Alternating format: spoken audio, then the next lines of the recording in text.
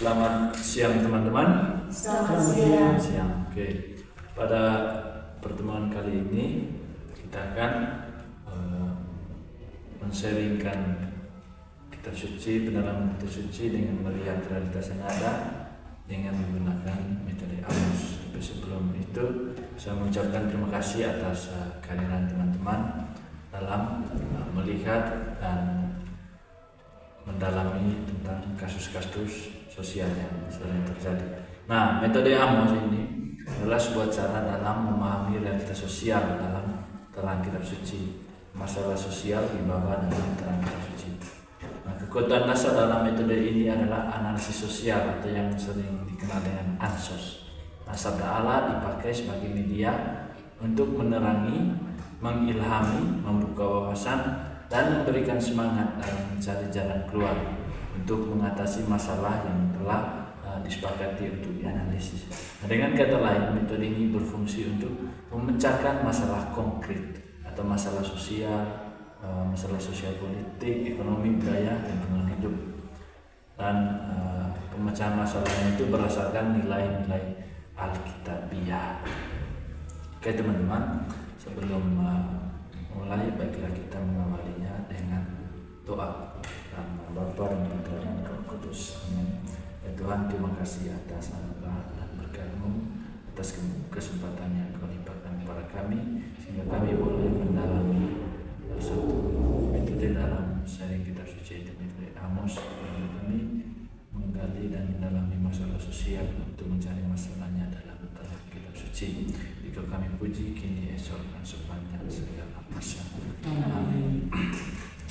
Teman-teman, saya mengajak teman-teman di sini untuk melihat realitas yang ada di sekitar teman-teman, masalah atau isu-isu yang sering muncul, baik itu isu sosial, politik, ekonomi, dan ada mungkin juga yang berkaitan dengan kehidupan teman-teman. Dari Jessica? Baik, dari saya banyak melihat isu-isu atau masalah yang terjadi di dalam masyarakat. Tetapi saya di sini mengangkat satu masalah, yaitu terkait dengan perselingkuhan. Perselingkuhan ini pada terjadi di tengah masyarakat. Itu mungkin saja saya. Dari kasus perselingkuhan itu kira-kira apa sih sebenarnya yang terjadi? Dari kasus perselingkuhan ini banyak suami istri yang terlibat dalam kasus ini, sehingga mereka tidak ada keharmonisan dalam keluarga. Mungkin itu sedikit. Terima kasih. Kesusahan mungkin. Oke, baik, dari saya masalah atau kasus yang sering kali saya lihat atau sering kita dengar atau tonton bersama, yaitu tentang KDRT. Itu yang sering kali kita dengar bersama mengenai masalah atau situasi hidup. Dari kasus KDRT itu sebenarnya apa yang terjadi di sana? Oke, mengenai kasus KDRT ataupun kekerasan dalam rumah tangga ini bisa terjadi dalam berbagai faktor. Ada karena faktor ekonomi, lalu ada perbedaan pendapat, sehingga dari hal-hal tersebut bisa terjadi cekcokan antara suami istri tersebut. Oke, terima kasih. Dari Kakak Kristo. Baik, terima kasih. Isu yang saya bawakan itu tentang pembunuhan yang dimana ada laki-laki dan perempuan yang menjalani hubungan, lalu dalam hubungan mereka itu tidak ada yang ada keharmonisan dan tidak ada yang keseriusan, sehingga terjadilah masalah yang tidak disukai antara keduanya. Lalu datanglah masalah yang muncul dalam diri laki-laki dan perempuan itu, yang tidak mau menerima atau meminta apa yang laki-laki atau perempuan yang inginkan. terjadilah pembunuhan di antara kedua ini. Oke, terima kasih Kristo. Dari Kak Noni mungkin sering melihat suatu dua kasus. Oke, dari saya, dari kasus yang marak terjadi sekarang pada perempuan, saya mengalami kasus tentang pelecehan seksual. Oke. Dari kasus pelecehan seksual itu apa sih yang sebenarnya terjadi di sana? Oke, kasus pelecehan seksual ini sebenarnya terjadi karena kesalahan salah satu pihak yang menginginkan seseorang atau memiliki niat jahat terhadap seseorang. Terima kasih. Terima kasih teman-teman. Jadi kurang lebih ada 4 realitas atau masalah yang teman-teman temukan. Nah, dari keempat masalah ini, kira-kira masalah apa yang punya potensinya sangat sering terjadi dan juga mungkin memakan banyak korban? Oke, baik, dari saya itu kasus yang sering memakan banyak korban itu kasus pelecehan seksual. Oke, teman-teman lain setuju? Ya teman-teman. Oke. Kalau begitu, ketiga kasus yang lainnya kita simpan dulu, kita dalami tentang kasus pelecehan seksual. Nah teman-teman, dari kasus pelecehan seksual itu apa yang menyebabkan kasus itu terjadi atau mengapa kasus itu bisa terjadi? Silakan. Oke, kasus pelecehan seksual itu terjadi karena keinginan daging dari pelaku untuk melakukan kejahatan kepada korban yang menyebabkan korban itu trauma dan tidak percaya diri. Oke. Nah, itu adalah salah satu faktor dan dampaknya, karena keinginan daging dan juga dampaknya nanti si korban kurang percaya diri. Nah teman-teman, dari pada kasus itu dan juga faktor penyebabnya, siapa sih yang diuntungkan dan juga siapa yang dirugikan dalam masalah ini? Silakan. Baik, kalau menurut saya yang diuntungkan dari kasus ini yaitu orang yang melakukan tindakan pelecehan seksual, yang dimana dia mendapat keuntungan, yang dimana dia menikmati apa yang dia perbuat. Sedangkan yang menjadi siapa yang dirugikan dalam kasus tersebut adalah si korban, yang dimana dia yang menjadi korban atau mendapat kerugian dari tindakan si pelaku. Oke, terima kasih. Jadi pelaku sebagai yang diuntungkan dan korban di sini sebagai yang dirugikan. Nah, lalu selain akibat bagi si korban, tentu juga ada dampaknya bagi kehidupan masyarakat atau kehidupan bersama. Nah, dari masalah ini, apa akibatnya bagi kehidupan bersama?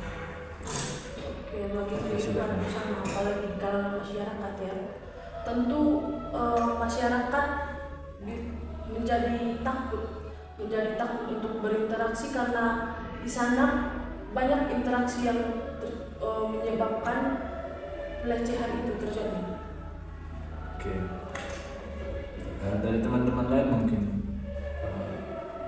mendapatkan akibat yang lain atau dampak lain bagi kehidupan bersama. Jessica mungkin. Kak Susan? Kalau menurut saya mental dari setiap orang itu jadi mentalnya mereka itu jadi buruk, yang dimana mereka punya pemikiran bahwa dari pemikiran tersebut mereka akan yang adanya kewaspadaan dalam hal tersebut. Lalu akibat yang lain yang mana adanya rusak nama baik masyarakat di tempat tersebut atau tempat terjadi kasus tersebut jadi rusak di masyarakat yang lain. Oke, terima kasih teman-teman. Jadi dari sini teman-teman, hal ini terjadi karena yang pertama keinginan daging. Jadi di sini si pelaku kurang mampu atau tidak bisa mengendalikan nafsu dalam dirinya. Lalu dari sini teman-teman juga saya bisa mengambil 1-2 poin faktor penyebabnya juga karena adanya kesempatan, dan yang sangat dirugikan itu yang jelas korbannya, dan akibatnya pun bukan hanya ada pada pelaku dan juga korban, tetapi merembes ke masyarakat luar. Nah teman-teman, setelah kita mendalami satu masalah itu, mari kita melihat masalah itu dalam terang kitab suci. Saya minta saudara Risto untuk membacakan Galatia bab 5 ayat 19 sampai ayat yang ke-23.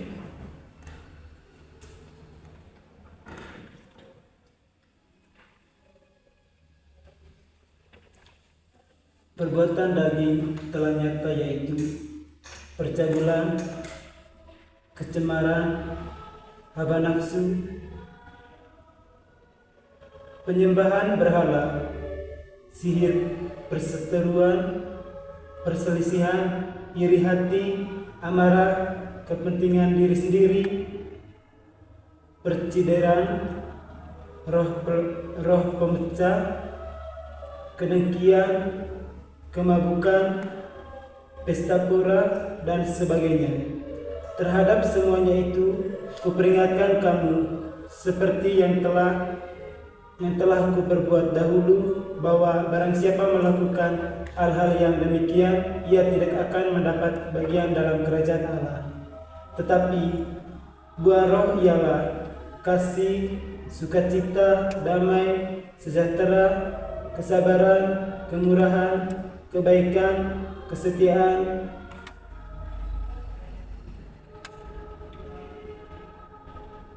kelemah lembutan, penguasaan diri.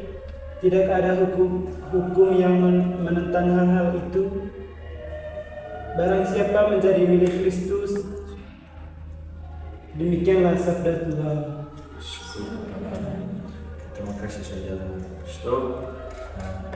Saya mengajak teman-teman untuk merenungkan setiap sabda Allah sambil kita mendengarkan lagi bacaan ini. Saya minta saudari Jessica untuk membacakan Galatia sambil teman-teman dalam hati merenung.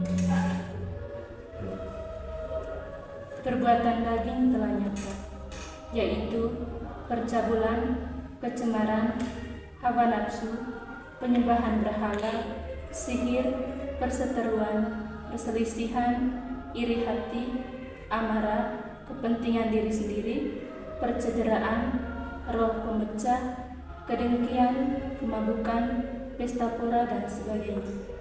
Terhadap semuanya itu kuperingatkan kamu, seperti yang telah kubuat dahulu, bahwa barang siapa melakukan hal-hal yang demikian, ia akan mendapat bagian dalam kerajaan Allah.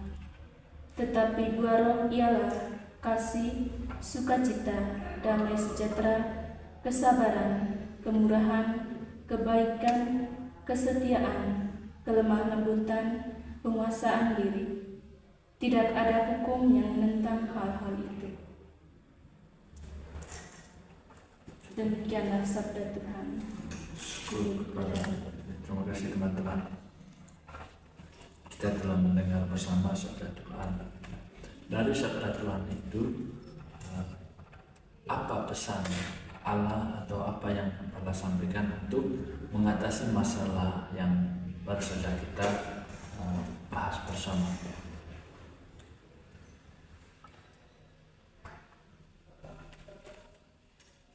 Dari kasus pelecehan seksual itu, dan juga kita hubungkan dengan bacaan yang baru kita dengarkan. Nah, apa pesan sabda Allah untuk mengatasi masalah tersebut? Baik, saya pesan Allah terhadap masalah tadi, di mana di sini Allah menekankan kepada kita bahwa pada ayat 21 ada yang berbunyi, barang siapa melakukan hal-hal demikian, ia tidak akan mendapatkan bagian dalam kerajaan surga. Artinya di sini dia berusaha kepada kita untuk tidak melakukan hal-hal yang tidak baik, seperti contohnya tadi pada pencabulan, pelecehan seksual. Begitu. Oke, terima kasih. Jessica dari mana nih? Oke, dari dari Mas Kristo. Susan. Oke, baik. Dalam teks Galatia bab 19, bab 5 ayat 19 sampai 21, di mana pesan yang dapat kita ambil bahwa Paulus mengajarkan supaya memperingatkan bahwa tindakan yang terus-menerus melakukan perbuatan tersebut harus tidak boleh dilakukan lagi, di mana kita harus sadar bahwa apa yang kita lakukan terutama seperti dalam kasus pelecehan seksual adalah perbuatan dosa yang serius dan bertentangan dengan nilai-nilai Kristen. Oke, terima kasih. Nah, dari Kristo ada.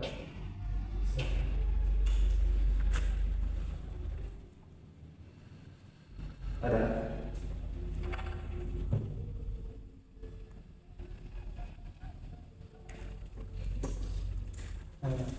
Baik, terima kasih.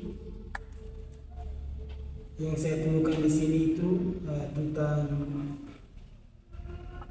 iri hati. Oke. Di mana setiap manusia itu adalah dalam kehidupan rohani di masa ini banyak manusia yang iri hati kepada saudara, keluarga, teman seangkatan, yang dimana bila ada di dalam satu keluarga ada yang sedang berbahagia atau sedang melakukan acara kebersamaan mereka, lalu keluarga tersebut itu mengundang keluarga-keluarga yang terdekat mereka. Di keluarga tersebut itu ada yang mereka tidak undang, lalu mereka yang tidak undang itu merasa iri hati, kenapa saya tidak diajak untuk mengikuti acara kebersamaan mereka. Terima kasih. Terima kasih teman-teman. Nah, dari sharing teman-teman kita bisa menemukan bahwa dari sini Allah mau menyampaikan bahwa yang pertama hilangkan rasa iri hati, lalu yang kedua hilangkan semua perbuatan pencabulan itu, karena nanti akibatnya tidak mendapat tempat di kerajaan Allah. Nah teman-teman, sebagai calon katekis dan juga yang sedang belajar teologi, lebih khusus sebagai seorang Katolik, apa yang harus kita buat untuk mengatasi masalah seperti ini sesuai dengan apa yang Tuhan sampaikan?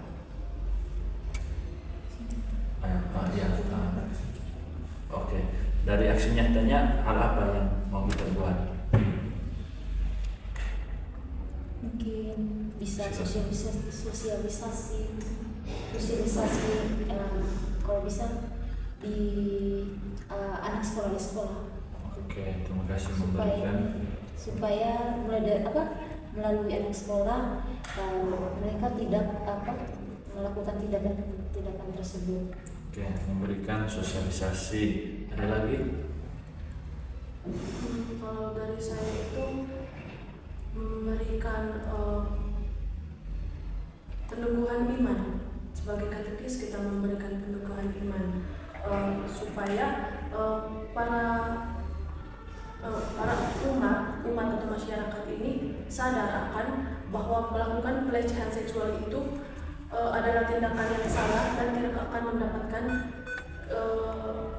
mendapatkan bagian dalam kerajaan Allah. Oke, terima kasih. Selain daripada sosialisasi tadi juga memberikan penguatan iman. Ada lagi? Mungkin dari saya, kalau berkaitan dengan pelecehan seksual, mungkin apa bisa kalau di dalam di setiap sekolah atau pendidikan itu ada materi khusus terkait pelecehan seksual ini, sehingga terjadinya pelecehan seksual itu tidak akan terjadi karena dimulai dari kita mendapat pendidikan dari tingkat SD ataupun SMA. Terima kasih teman-teman. Dari Kakak Kristo mungkin ada? Oke teman-teman, terima kasih. Nah, dari sharing teman-teman, dari kurang lebih intinya adalah memberikan edukasi baik melalui peneguhan iman, memberi pelajaran atau juga memberikan sosialisasi. Teman-teman, sekian dulu sharing kita hari ini. Terima kasih atas kesediaan teman-teman. Marilah kita tutup semua rangkaian sharing kita dengan doa yang diajarkan oleh Tuhan Yesus Kristus. Sama-sama Bapa kami yang ada di surga, dimuliakanmu, datanglah kerajaanmu, jadilah kehendakmu di atas bumi seperti di surga. Berilah kami rezeki pada hari ini, dan ampunilah kesalahan kami, seperti kami mengampuni yang bersalah pada kami. Dan janganlah masukkan kami dalam pencobaan, tapi bebaskanlah kami dari yang jahat. Amin. Dalam nama Bapa dan Putra dan Roh Kudus. Amin. Selamat siang.